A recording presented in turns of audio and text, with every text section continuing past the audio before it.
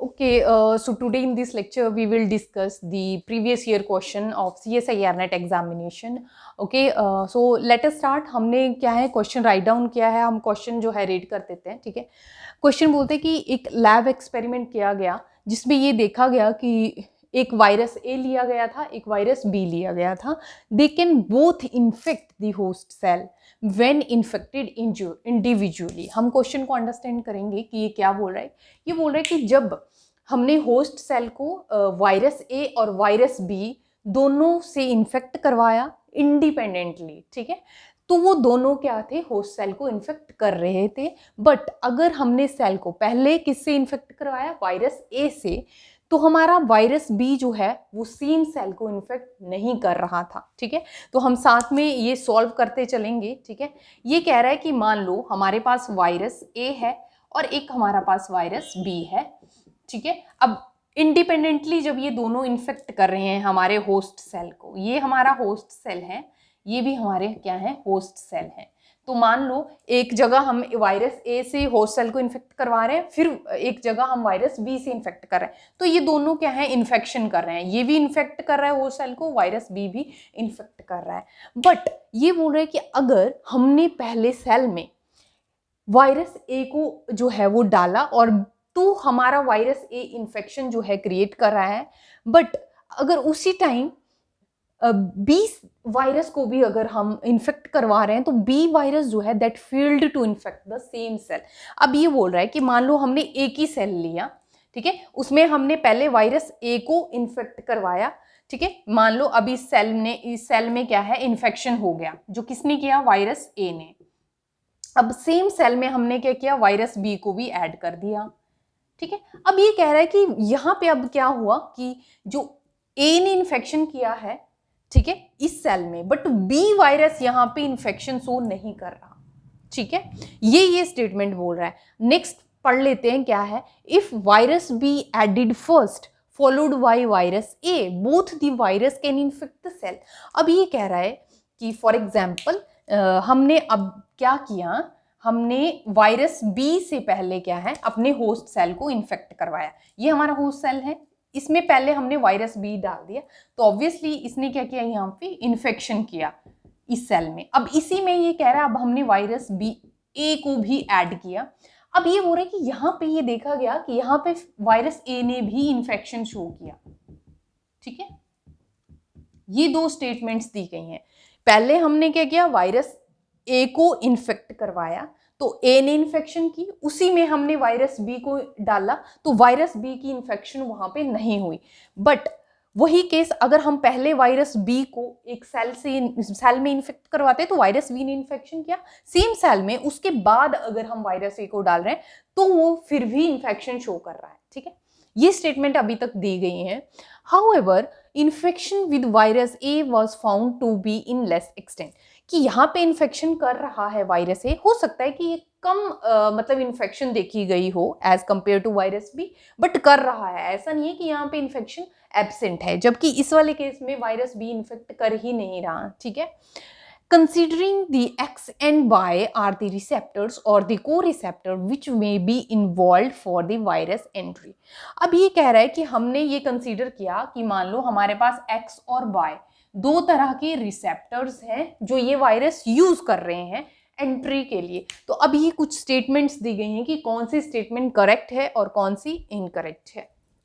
ये क्वेश्चन यहाँ पे शॉर्ट आउट कर लिया है, तो ये क्वेश्चन को हम इरेज कर देते हैं. ठीक है, जो क्वेश्चन दिया गया था ना स्टेटमेंट, वो हमने एक जो है वो यहाँ पे शॉर्ट में मैंने ड्रॉ कर लिया कि इसका बोलने का जो सिग्निफिकेंस है वो क्या है, वो हमने देख लिया. अब हम सॉल्व करते हैं. नेक्स्ट ये हमारे पास कुछ ना स्टेटमेंट्स दी गई हैं जिसमें हमने करेक्ट कॉम्बिनेशन जो है वो चूज करना है. तो 3 स्टेटमेंट्स यहाँ पे दी गई थी जो मैंने राइट डाउन की हैं. हम एक बार ये देख लेते हैं कि स्टेटमेंट्स क्या बोल रहे हैं. फर्स्ट स्टेटमेंट बोल रही है कि virus A use X as a receptor and Y as a co receptor. ठीक है, अभी हमें कुछ नहीं पता. दूसरी स्टेटमेंट बोलती है virus B use exclusively Y as a receptor for entry, जबकि थर्ड स्टेटमेंट बोलती है both virus A and B need X receptor. ठीक है, अब ये 3 स्टेटमेंट हैं, इनमें से हमने करेक्ट जो है वो चूज करनी है ठीक है, कौन सी दो जो है वो करेक्ट हैं, कौन सी नहीं है।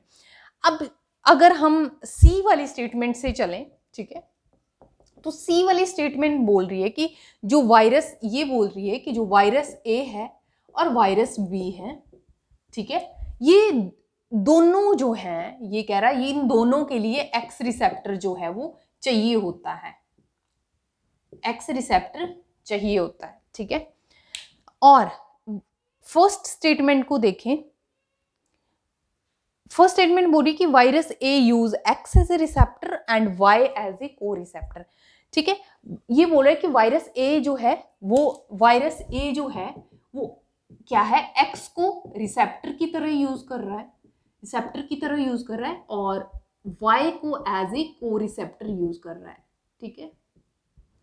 अब इसको अप्लाई करते हैं जो हमें क्वेश्चन में दिया गया था। क्वेश्चन में ये बोला गया कि मान लो हमने वायरस ए से इन्फेक्शन करवाई सेल को, ठीक है, तो जो है वायरस ए इन्फेक्शन हुआ पर बी इन्फेक्शन नहीं हुआ, ठीक है। तो ये स्टेटमेंट फुलफिल होती है कि कहीं ना कहीं दोनों जो वायरस हैं ए एंड बी, इन दोनों के लिए एक रिसेप्टर चाहिए होता है जिसको एक्स रिसेप्टर नाम दे दिया, ठीक है। तो ये यहाँ पे फुलफिल हो रहा है। तो अगर हम देखें तो ये हमें क्वेश्चन में दिया गया था पहले तो, ठीक है, कि वायरस ए जो, अगर वायरस ए ने इन्फेक्ट किया तो वायरस ए कैसे इन्फेक्ट करेगा, मान लो इसने, ये हमारा होस्ट सेल है, इसके ऊपर ये रिसेप्टर है, ये रिसेप्टर मान लो एक्स रिसेप्टर है, तो वायरस ए डाला, वायरस ए ने इस रिसेप्टर को जो है वो कैरी कर लिया, तो अब इन्फेक्शन हो गया वायरस ए, तो इसको बोलेंगे कि वायरस ए इन्फेक्शन, ठीक है। अब हमने दूसरी जो हमारा वायरस था उसको भी ऐड कर लिया जिसको वायरस बी कह रहे हैं, ठीक है। तो ये देखा गया था कि जो वायरस बी है, जब हम ऐड कर रहे थे ना, अगर तो पहले ए ऐड किया तो बी इन्फेक्शन वहां पे नहीं है। अब बी ने इन्फेक्शन क्यों नहीं किया, तो इसका मतलब ये जो एक्स रिसेप्टर है वो इसके लिए भी रिक्वायर्ड है, ठीक है। ये भी किस पे बाइंड करेगा, एक्स रिसेप्टर पे, पर ये रिसेप्टर पहले ही किसने कैरी कर लिया है, वायरस ए ने, तो यहाँ पे इन्फेक्शन अब नहीं होगी क्योंकि ये रिसेप्टर अनअवेलेबल है, इसको वायरस ए ने जो है वो कैरी किया हुआ है। तो इस वजह से ये स्टेटमेंट ठीक बैठ रही है कि जो दोनों वायरस हैं इनको एक्स रिसेप्टर चाहिए है, ठीक है, ये स्टेटमेंट तो करेक्ट है। अब सेकेंड स्टेटमेंट बोल रहा है virus B uses exclusively Y as a receptor for the entry, ठीक है। अब ये बोल रहा है कि एक और रिसेप्टर है हमारे पास, वाई रिसेप्टर, ठीक है, वाई रिसेप्टर। ये कह रहा है कि हमारा जो वायरस बी है वो वाई रिसेप्टर को यूज करता है एज ए एंट्री के लिए। अब इसको अप्लाई करते हैं, तो अगर ऐसा होता कि ये वाई रिसेप्टर, मान लो ये क्या है, वाई रिसेप्टर है, एक एक्स रिसेप्टर है, एक होस्ट सेल पे वाई रिसेप्टर है, तो जो वाई वाला रिसेप्टर है अगर ये बी वायरस उसको यूज करता, तो अगर ए वायरस से इन्फेक्शन हो रहा है तो बी वायरस को भी इन्फेक्ट करना चाहिए, क्योंकि वाई वाला रिसेप्टर तो अवेलेबल है, एक्स वाला तो कैरी किया हुआ वायरस ए ने, तो बी वाला तो अवेलेबल था, तो इसको भी इन्फेक्शन शो करनी चाहिए थी, बट ऐसा देखा नहीं गया। तो इट मीन्स कि वाई जो रिसेप्टर है, जो ये वाली स्टेटमेंट बोल रही है कि जो वी वायरस है उसको यूज कर रहा है एंट्री के लिए, तो ये इनकरेक्ट है, क्योंकि अगर ऐसा होता तो यहाँ पे इन्फेक्शन देखने को मिलती, पर ऐसा नहीं था, ठीक है, तो ये इनकरेक्ट है। फर्स्ट स्टेटमेंट थी virus A use X as a receptor and Y as a co receptor, ये भी ये स्टेटमेंट करेक्ट है। कैसे करेक्ट है, हमने सेकेंड टाइम यहाँ पे ये लिखा था कि जो हमारा अब एक्सपेरिमेंट में दी गई है ये चीज कि वायरस बी ने जब इन्फेक्ट करवाया, पहले हमने क्या किया, अब होस्ट सेल में वायरस बी को डाला तो वायरस बी इन्फेक्शन देखने को मिला, ठीक है। तो यहां से भी हम ये मान के चल रहे हैं कि एक्स रिसेप्टर है, उसको इसने कैरी कर लिया होगा, क्योंकि हम बोल रहे हैं कि एक्स जो है दोनों के लिए रिक्वायर्ड है, तो एक्स रिसेप्टर अब इस बार बी ने कैरी कर लिया, ठीक है, तो इन्फेक्शन देखा गया वहां पे। अब हम ए को डाल रहे थे तो ए फिर से इन्फेक्ट कर रहा था, तो इट मीन्स कि ए जो है दो तरह के रिसेप्टर यूज कर रहा है। तो ये स्टेटमेंट सही है कि virus A uses X as a receptor while it can also use Y as a co-receptor। अगर यहाँ पे B का इन्फेक्शन हुआ है जैसे ये बोल रहा है, तो यहाँ पे A का इन्फेक्शन भी देखा गया है। तो कैसे देखा गया, तो ये मतलब दोनों रिसेप्टर्स का यूज यहाँ पे कर सकता है, इसीलिए यहाँ पे जब वायरस B को ऐड किया तो A फिर भी इन्फेक्ट कर रहा था, क्योंकि A दो रिसेप्टर यूज कर रहा है, जबकि जो हमारा वायरस बी है वो सिर्फ एक ही रिसेप्टर यूज कर सकता है, दैट इज एक्स। तो ये दो स्टेटमेंट करेक्ट थी, ए एंड सी, और जबकि बी वाली स्टेटमेंट जो थी वो इनकरेक्ट थी। तो इस तरह से भी बहुत ही लॉजिकल क्वेश्चन जो है कई बार पूछ लिए जाते हैं, ठीक है। तो हमें थोड़ा सा ये तो जो टेस्ट एंड एक्सपेरिमेंट वाले क्वेश्चन होते हैं ना, ये हमारा सारा आंसर इसका जो है वो क्वेश्चन में ही मिल जाता है, ठीक है। इसका हमें अलग से कोई चीज़ अप्लाई नहीं करनी, जो हमें एक्सपेरिमेंट में दिया गया है हमने वही सोच के जो है वो सोल्यूशन निकालना है। तो एक बार हम थोड़ा सा डिस्कस कर लेते हैं कि व्हाट आर रिसेप्टर्स एंड को रिसेप्टर्स, क्योंकि सिर्फ इसी टर्म का यहाँ पे यूज हुआ है, बाकी तो कुछ नहीं है डेटा में, ठीक है। रिसेप्टर्स क्या होते हैं, एक अपनी अंडरस्टैंडिंग के लिए रिसेप्टर्स क्या है, ये कहते हैं कि व्हाट आर रिसेप्टर। रिसेप्टर्स क्या होते हैं, ये सेल सरफेस प्रोटीन्स होते हैं। तो रिसेप्टर्स क्या हैं, these are cell surface proteins, जो कि सेल्स के ऊपर मान लो प्रेजेंट हैं, ठीक है। तो ये क्या है, रिसेप्टर्स किसके ऊपर प्रेजेंट है, सेल के सरफेस के ऊपर प्रेजेंट है।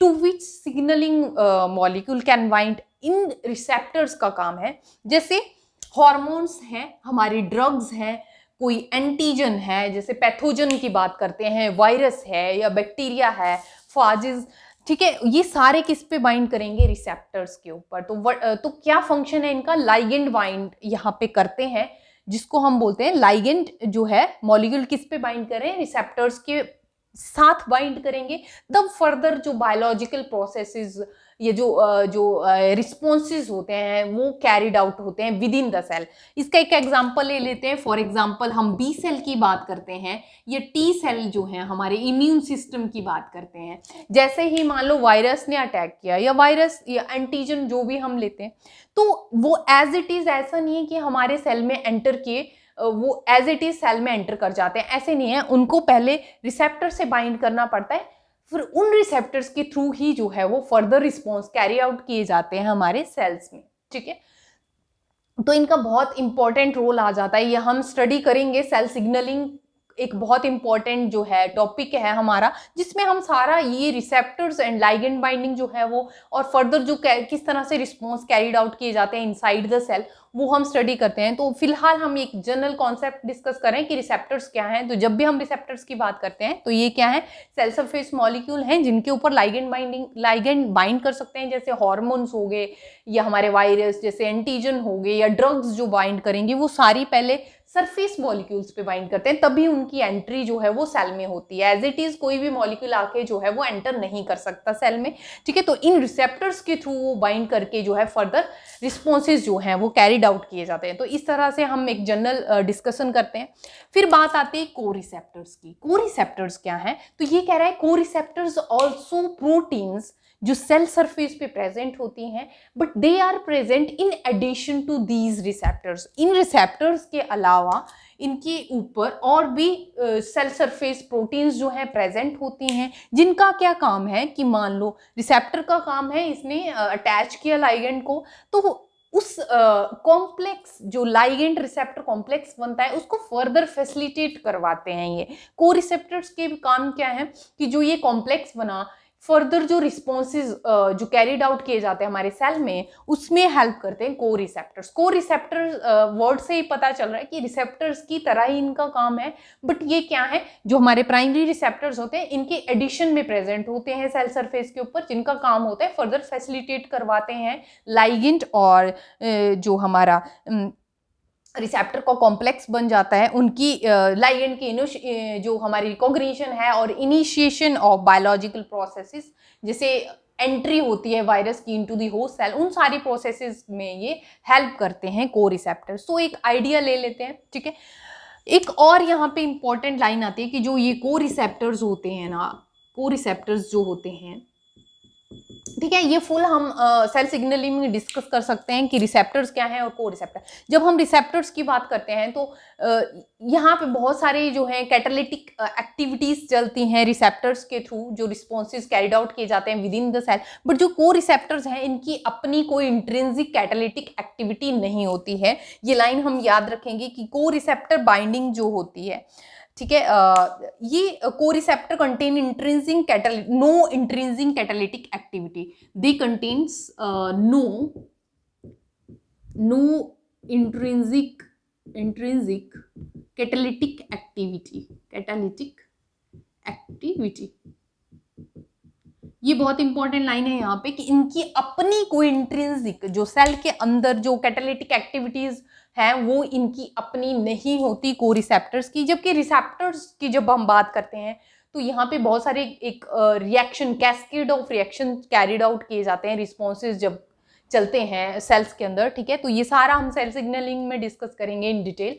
For more such videos make sure to subscribe the channel and thanks for watching.